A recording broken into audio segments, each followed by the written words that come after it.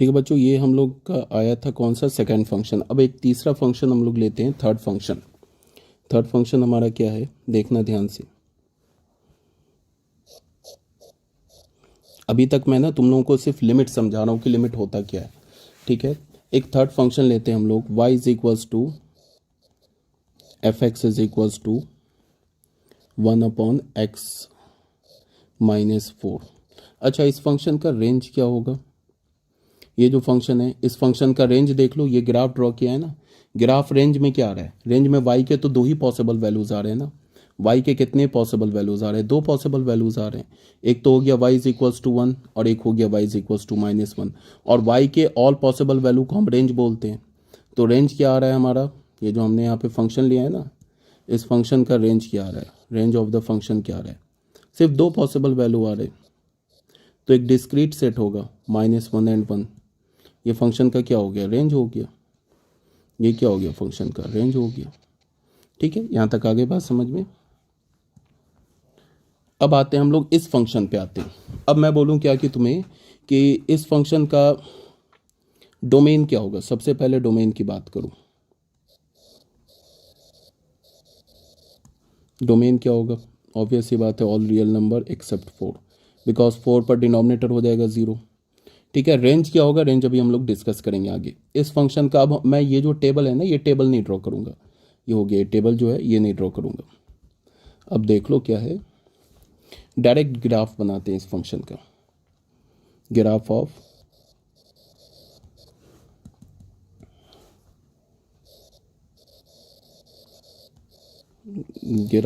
F x, इस function का graph draw करते हैं। तो ग्राफ ड्रॉ करने के लिए तुम ऐसे देखो, यहाँ पे हमारे पास जो फंक्शन है ना एफ एक्स किसके इक्वल है? 1/x -4 के इक्वल है। अब तुम ऐसे देखो कि अगर मैं डिनोमिनेटर को छोटा करता जाऊँ, ठीक है, तो डिनोमिनेटर को अगर मैं डिक्रीज करूँगा तो ये पूरा on the whole fraction increase करेगा, और डिनोमिनेटर को मैं इंक्रीज करूँगा तो ऑन द होल ये फ्रैक्शन डिक्रीज करेगा। क्या बोल रहा हूँ? डिनोमिनेटर को अगर मैं डिक्रीज करूँ तो फ्रैक्शन, ये पूरा फ्रैक्शन इंक्रीज करेगा, और डिनोमिनेटर को इंक्रीज करूँ तो ये पूरा फ्रैक्शन इंक्रीज करेगा। यार ये बात समझ में। अब तुम ऐसे सोचो कि अगर मैं ना x का वैल्यू, ऐसे देखो ग्राफ बनाने के लिए, ग्राफ ड्रॉ करने के लिए मैं चाहूँ तो देखो, एक मिनट, ग्राफ के लिए अगर मैं x का वैल्यू 4 के क्लोज लूँ और 4 से लेफ्ट हैंड साइड लूँ, लाइक मैं 3.9 ले लूँ, मान लो कि x का वैल्यू मैं ले लूँ 3.9, ठीक है, देन एफ एक्स क्या हो जाएगा? एक बार आइडिया के लिए देख लो, 3.9 -4 क्या हो जाएगा? 1/-0.1, तो ये क्या हो जाएगा? -10। ठीक है, अब अगर मैं x का वैल्यू 3.99 लेता हूँ, देन एफ एक्स क्या हो जाएगा? एक और ले लेते हैं, 3.99 -4, अगेन डिनोमिनेटर निगेटिव होगा बट बहुत छोटा होगा, -0.01, तो ये क्या हो जाएगा? -100। तो यहाँ से हमें क्या मिल रहा है कि मैं x को जितना ही 4 के क्लोज ले जा रहा हूँ ना लेफ्ट हैंड साइड से, जितना ही 4 के क्लोज ले जा रहा हूँ लेफ्ट हैंड साइड से, तो फंक्शन का वैल्यू डिक्रीज कर रहा है, और बहुत तेजी से डिक्रीज कर रहा है। ठीक है, ये आइडिया लग गया। अब इसका क्या मतलब बता रहा हूँ। अब मैं अगर x का वैल्यू 4 से थोड़ा ग्रेटर रखूँ, मान लो x का वैल्यू मैं रख लूँ 4.01 रखूँ, तो देन एफ एक्स क्या होगा? मतलब f ऑफ 4.01 क्या होगा? ये होगा 1/4.01 -4, ये क्या होगा? 1/0.01, ये हो गया। ये इसका वैल्यू क्या होगा? 10 होगा। सेम लाइन पे x का वैल्यू अगर मैं 0.1 नहीं होगा, ये पॉइंट, ठीक है, 0.01, ठीक है, 10 होगा। अगर मैं x का वैल्यू और क्लोज ले जाऊं, लाइक 4.001, देन फंक्शन का वैल्यू उस पॉइंट पर क्या होगा? 4.001 पर क्या होगा? 4.001 -4, ये होगा 1/0.001। यहाँ से हमें क्या पता चल रहा है कि अगर मैं x को जितना ही 4 के क्लोज ले जाऊँ राइट हैंड साइड से, फंक्शन का वैल्यू उतनी ही तेजी से इंक्रीज करेगा, पॉजिटिव होगा, इंक्रीज करेगा। यहाँ से इस दो से हमें क्या पता चल रहा है कि अगर मैं x के वैल्यू को 4 के क्लोज ले जाऊं लेफ्ट हैंड साइड से तो फंक्शन का वैल्यू एक तो निगेटिव होगा और डिक्रीज करेगा। इस बात को 4 पर फंक्शन का वैल्यू क्या होगा, डिफाइन नहीं होगा, बिकॉज डोमेन में नहीं है 4। अब ग्राफ देखो क्या होगा फंक्शन का, देखना ध्यान से। ग्राफ जो फंक्शन का वो ऐसा होगा,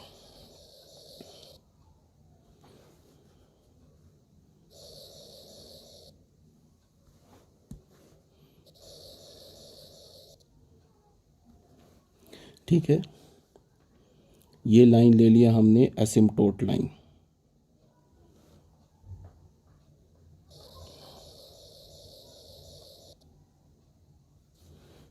ठीक है। इस पॉइंट को हमने बोल दिया 4,0। ये हो गया हमारा एक्स एक्सिस।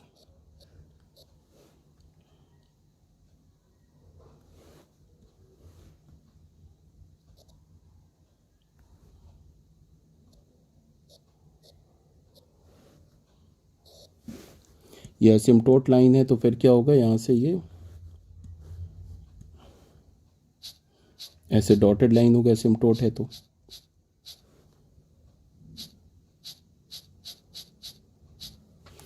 अब देखो हमें यहां से क्या कंक्लूजन है कि अगर मैं x को 4 के क्लोज ले जाऊं लेफ्ट हैंड साइड से तो फंक्शन का वैल्यू इंक्रीज करेगा।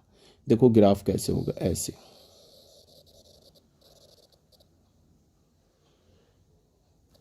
कहां तक जाएगा, ऊपर पॉजिटिव इन्फिनिटी तक, ये y एक्सिस है, और ये ग्राफ ऐसे होगा,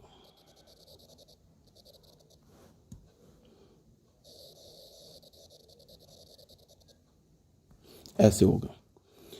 क्यों, अब यहां पे अगर तुम x के वैल्यू को ना, यहां पे ग्राफ क्यों x एक्सिस को अप्रोच कर रहा है, x एक्सिस को इसलिए अप्रोच कर रहा है कि तुम अगर x का वैल्यू निगेटिव में रखोगे, ठीक है, बहुत छोटा निगेटिव में वैल्यू रखोगे, गलत ग्राफ बना दिया मैंने, सॉरी, y का वैल्यू पॉजिटिव है ना, ये ग्राफ होगा।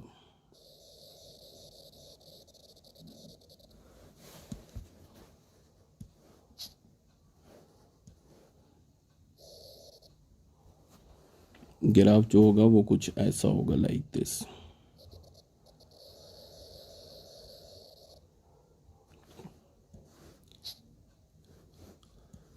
ये ओरिजिन और यहां पे ये ग्राफ होगा।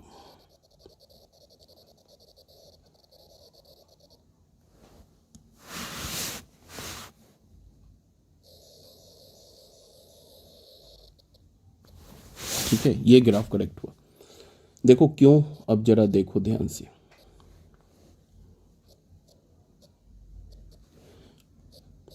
देखो क्या है, अगर तुम x के वैल्यू को ना बढ़ाते जाओगे, पॉजिटिव इन्फिनिटी की ओर अप्रोच करोगे, तो फंक्शन का वैल्यू पॉजिटिव होगा और डिक्रीज करेगा। मान लो मैंने x का वैल्यू डाल दिया, सपोज डैट 40 डाल दिया, 40 नहीं 400 डाल दिया, तो फंक्शन का वैल्यू 400 पे क्या होगा, x का वैल्यू मैंने डाल दिया, x इज इक्वल्स टू 400 डाल दिया, तो फंक्शन का वैल्यू 400 पे क्या होगा, f ऑफ 400 पे क्या होगा, 1/400 माइनस 4, तो क्या होगा 1/396। तो सबसे पहले ये वैल्यू क्या, 1/396 पॉजिटिव है, और ये किसके क्लोज आ रहा है, जीरो के क्लोज आ रहा है ना, छोटा है ना, जीरो के क्लोज होगा, डिवाइड करके देख लो, 0 पॉइंट समथिंग होगा, 0.0 समथिंग होगा, तो जीरो के क्लोज आ रहा है। इसका ये मतलब है कि अगर मैं x को पॉजिटिव इन्फिनिटी की ओर ले जाऊं तो फंक्शन का वैल्यू डिक्रीज करने लगेगा और पॉजिटिव होगा, जो कि हमें यहाँ पे दिख रहा है, ठीक है। और अगर मैं x को 4 की ओर राइट हैंड साइड से अप्रोच करूं तो फिर जो y होगा बहुत तेजी से बढ़ेगा, यहाँ पे हमें दिख रहा है, फिर कहाँ से बढ़ के जाएगा, पॉजिटिव इन्फिनिटी की ओर जाएगा। फिर अगर मैं x को 4 के ओर अप्रोच करूं लेफ्ट हैंड साइड से तो फंक्शन का वैल्यू डिक्रीज करेगा, यहाँ पे बताया मैंने इस टाइप से एक दो एग्जांपल लेके। और अगर मैं x के वैल्यू को माइनस इन्फिनिटी इधर अप्रोच कराऊं, ठीक है, इधर अप्रोच कराऊं, तो फिर fx, मान लो कि मैंने x का वैल्यू डाल दिया -400, तो फिर क्या होगा, f ऑफ -400 क्या होगा, 1/-400,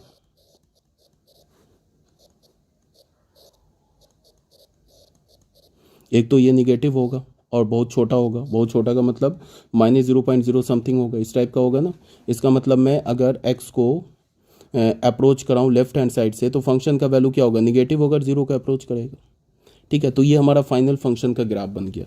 अब अगर मैं तुम्हें इस ग्राफ को देख के बोलूँ, सबसे पहले रेंज बोलूँ फंक्शन का, क्या होगा? रेंज क्या होगा? रेंज देख लो, वाई एक्सिस पे सिर्फ एक ही पॉइंट नहीं आ रहा है, जीरो, और जीरो के बाद छोड़ के अगर तुम यहाँ से भी एक लाइन ड्रॉ करते हो parallel to x axis, graph को कट कर देगा, और नीचे से भी ड्रॉ करोगे तो ग्राफ को कट कर देगा। अब ये जो ग्राफ बन रहा है ना, इसका ये नहीं मतलब है ये ग्राफ एक्स एक्सिस के पैरेलल हो गया, ग्राफ एक्सिस की एक्स एक्सिस के क्लोज आता जा रहा है, बट कभी भी ग्राफ एक्स एक्सिस को कट नहीं करेगा। सेम लाइन पे ये जो मैंने एसिम्पटोट बनाया है ना, ये x is equals to 4 line है। ग्राफ हमेशा इस लाइन रेड लाइन को अप्रोच करेगा, बट कभी भी कट नहीं करेगा, टच नहीं करेगा।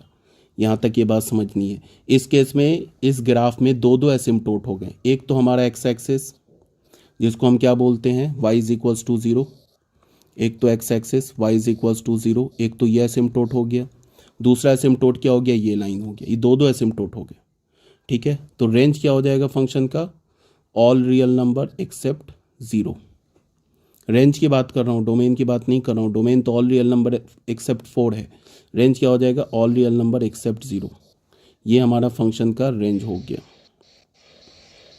ठीक है ना, यहाँ तक आ गई बात समझ में।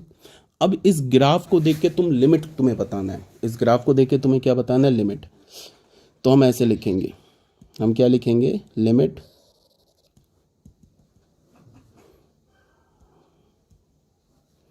लिमिट एक्स इज अप्रोचिंग 4 पे 4 माइनस एफ एक्स। तो हमें साफ साफ दिख रहा है कि जितने 4 के क्लोज जाएंगे फंक्शन का वैल्यू तो उतना ही डिक्रीज करने लगेगा, किसी नंबर की भी ओर नहीं जा रहा है।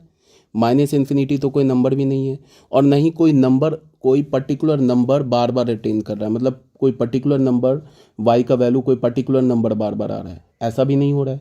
और ये क्या, किसी नंबर के क्लोज भी नहीं जा रहा है। कहाँ जा रहा है वाई का वैल्यू, माइनस इन्फिनिटी की ओर, तो इसको हम क्या बोलेंगे, माइनस इन्फिनिटी। तो अब अगर मैं बोलूँ कि माइनस ये 4 पर लेफ्ट हैंड लिमिट एग्जिस्ट किया क्या, तो माइनस इन्फिनिटी कुछ नहीं होता है, कोई नंबर नहीं होता है, तो हम क्या बोलेंगे, डज नॉट एग्जिस्ट। अब अगर मैं बोलूं कि limit x is approaching to 4 plus, तो ये क्या हो जाएगा, प्लस इन्फिनिटी, ये भी डज नॉट एग्जिस्ट होगा।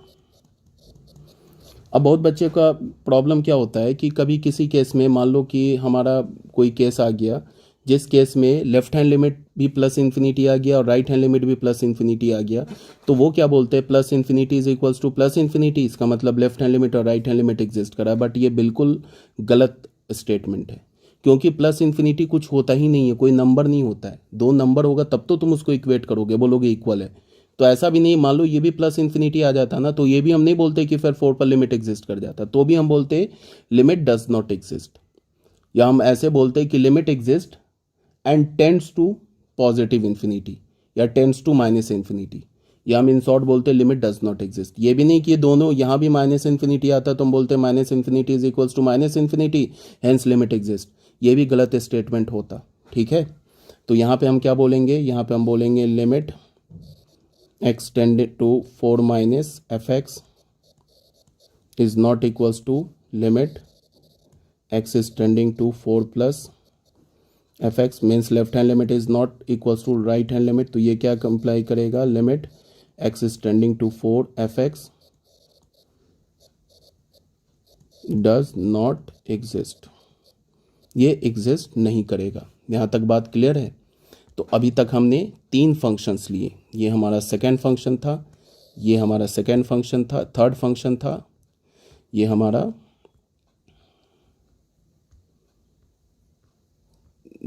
फर्स्ट फंक्शन था, और सेकेंड फंक्शन कहाँ चला गया, ये हमारा था सेकेंड फंक्शन। ठीक है, इस 3 फंक्शन से समझाया, बट अभी 1-2 फंक्शन और हम ले सकते हैं। अच्छा, इस केस में कंक्लूजन क्या मिला हमें, ये जो अभी हमने थर्ड फंक्शन लिया, हमें क्या कंक्लूजन मिला, कंक्लूजन ये मिला, हम अगर कंक्लूजन लिखें तो कंक्लूजन क्या होगा इसमें,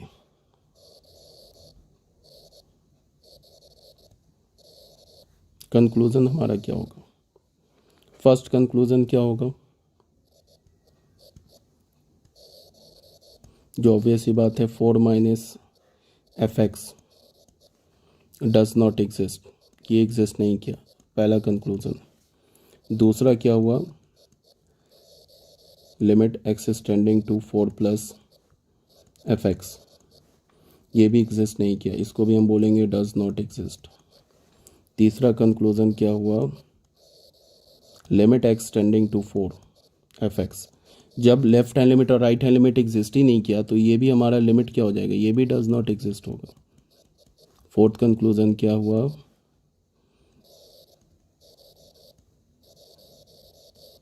limiting value as well as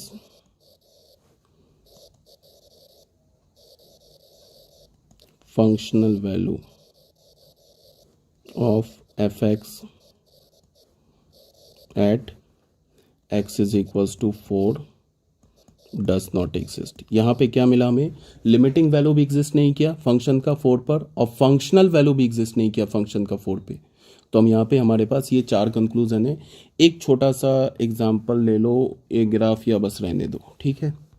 ये तो ग्राफ से मैंने समझाया कि लिमिट क्या होता है। एक बार फिर से बोल दे रहा हूँ कि फंक्शन के लिमिटिंग वैल्यू का और फंक्शन के फंक्शनल वैल्यू का आपस में कोई लेना देना नहीं है, इस बात को समझना। कुछ भी हो सकता है, ये भी हो सकता है कि लिमिटिंग वैल्यू एग्जिस्ट करे बट फंक्शनल वैल्यू एग्जिस्ट ना करे, ये भी हो सकता है कि दोनों एग्जिस्ट कर जाए, ये भी हो सकता है कि दोनों एग्जिस्ट ना करे। एक और मैं ले लेता हूँ, चलो मैं एक और एग्जाम्पल ले लेता हूँ। मैं ले लेता हूँ एक एग्जाम्पल, कौन सा, ये थर्ड हो गया ना, फोर्थ एग्जाम्पल एक लास्ट ले लेता हूँ। एक फंक्शन और ले लेते हैं,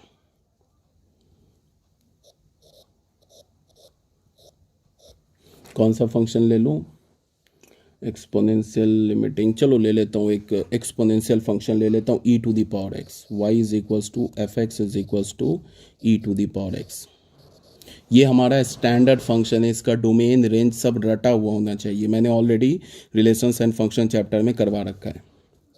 तो डोमेन क्या हो गया, ऑल रियल नंबर, रेंज क्या हो गया फंक्शन का, 0 टू इन्फिनिटी, मतलब क्या हो गया, set of positive real number. Graph क्या हो जाएगा फंक्शन का, ग्राफ हो जाएगा ऐसे,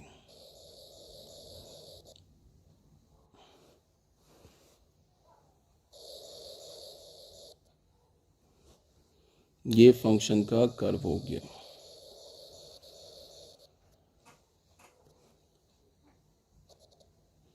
डोमेन रेंज और ग्राफ नहीं आता है ना स्टैंडर्ड फंक्शन का, तो ये चैप्टर पढ़ने की जरूरत ही नहीं है, जाके पहले वो देखो, ठीक है। अब ये मान लो कि यहाँ पे मैंने एक पॉइंट उठा लिया, इसको मैंने क्या बोला, इसको मैंने मान लो 2 बोला, तो 2 पर फंक्शन का वैल्यू क्या होगा,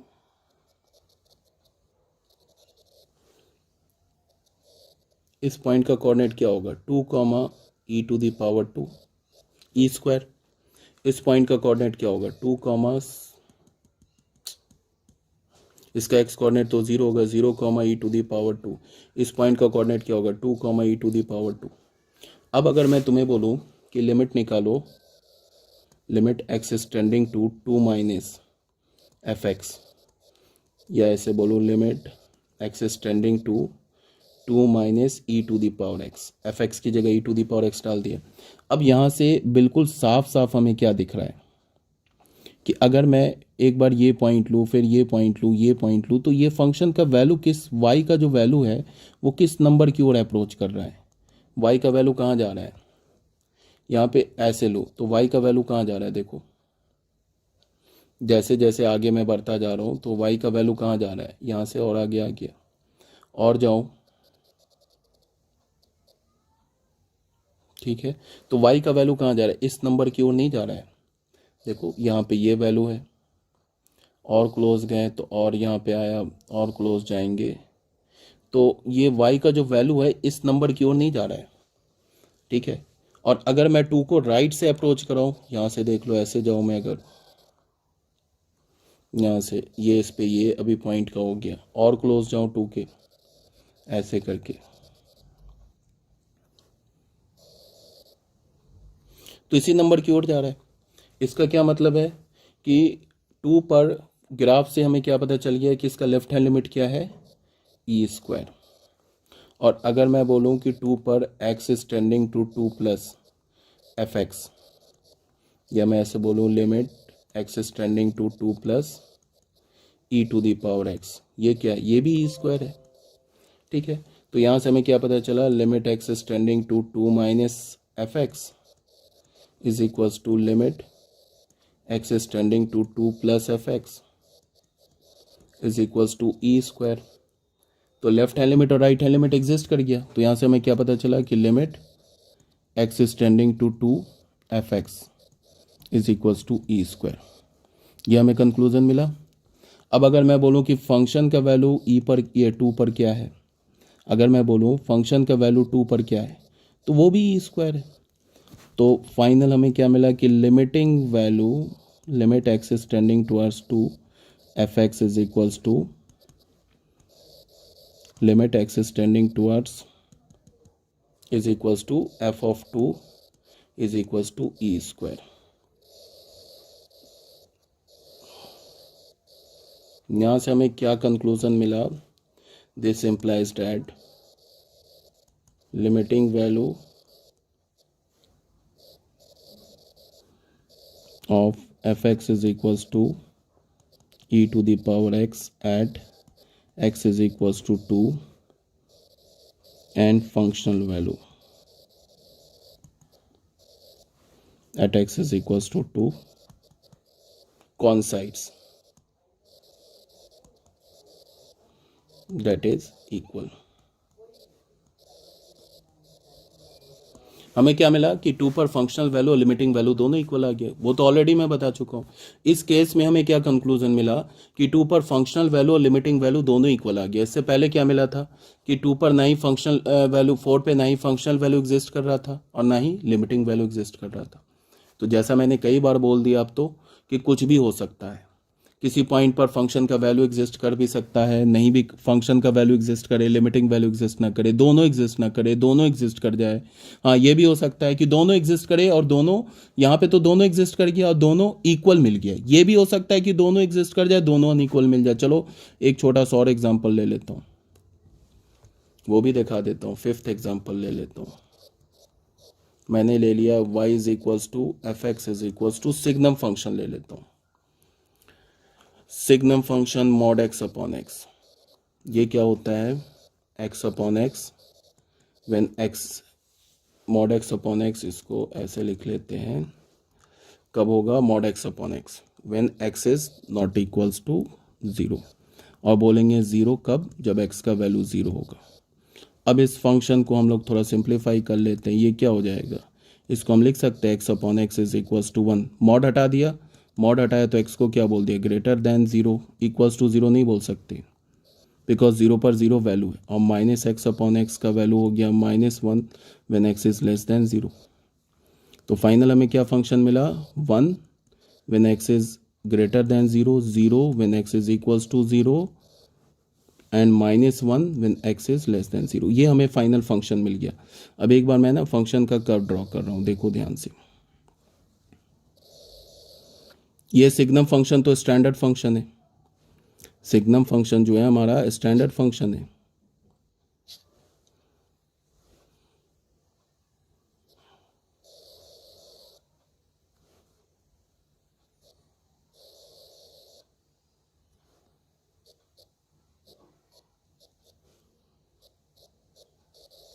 इस पॉइंट का कोऑर्डिनेट हो गया 0,1, ये हो गया 0,-1, ये हो गया y इज इक्वल्स टू 1, ये हो गया y इज इक्वल्स टू -1।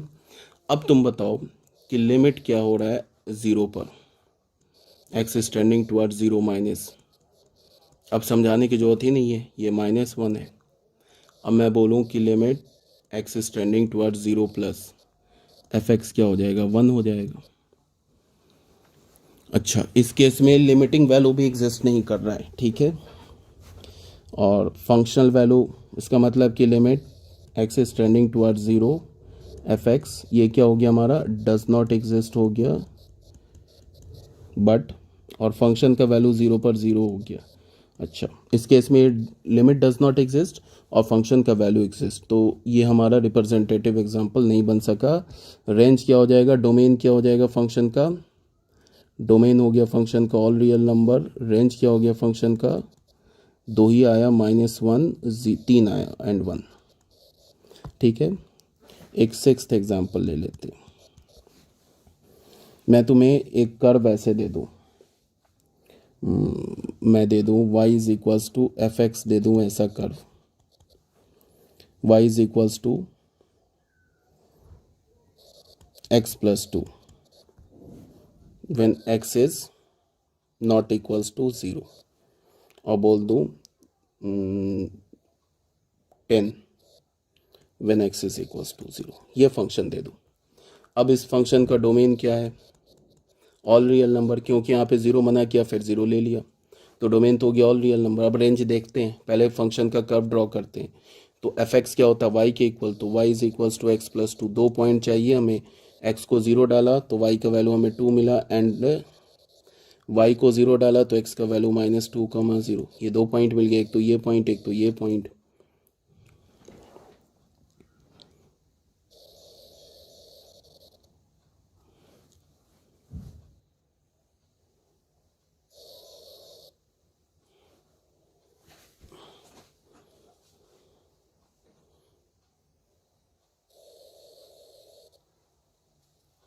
यहाँ पे इस पॉइंट का कोऑर्डिनेट क्या हो गया? -2, इसका कोऑर्डिनेट क्या हो गया? 2।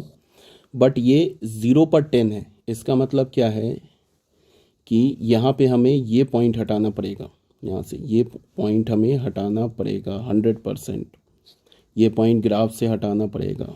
कहने का मतलब है कि यहाँ पे हमें होल दिखाना पड़ेगा। और 0 पर क्या है? यहाँ पे बहुत ऊपर जाके ये हो गया हमारा 0 पर 10, तो ये पॉइंट आ गया हमारा 0,10, ये हो गया, ये हमारा। अब यहाँ पे अगर मैं तुम्हें बोलूँ लिमिटिंग वैल्यू क्या है, लिमिटिंग वैल्यू क्या है? अगर मैं बोलूँ limiting value x is tending 0 minus f x पर लिमिटिंग वैल्यू क्या है? 2 है। और limit x is tending to 0 plus पे एफ एक्स पे क्या है? ये भी 2 है। चाहे तुम लेफ्ट हैंड साइड से अप्रोच करो, फंक्शन का वैल्यू तो इसी पॉइंट को अप्रोच कर रहा है ना। तो अब भले ही ये पॉइंट नहीं हो इसमें, फंक्शन के ग्राफ पर नहीं हो, तो कोई मतलब नहीं, कर तो रहा है इसी पॉइंट को, तो लेफ्ट हैंड लिमिट और राइट हैंड लिमिट 2 हो गया। और फंक्शन का इसका क्या मतलब हुआ कि limit x is tending towards 0 f x exist कर गया, 2 के इक्वल हो गया। बट फंक्शन का वैल्यू 2 पर, ये 0 पर क्या मिला हमें? 10। तो यहाँ से हमें क्या मिला? Limit x is tending towards 0 f x is not equals to f of 0, but both exist. देख लो, लिमिटिंग वैल्यू भी एग्जिस्ट कर रहा है, फंक्शनल वैल्यू भी एग्जिस्ट कर रहा है, बट आपस में इक्वल नहीं है। दोनों एग्जिस्ट कर रहा है ना, लिमिटिंग वैल्यू भी एग्जिस्ट कर रहा है और फंक्शनल वैल्यू भी एग्जिस्ट कर रहा है, बट वो आपस में इक्वल नहीं है। यहाँ से हमें ये कंक्लूजन मिला। ठीक है, आई होप समझ में आ गया होगा मैं क्या बोलना चाह रहा हूँ। ठीक है, ओके।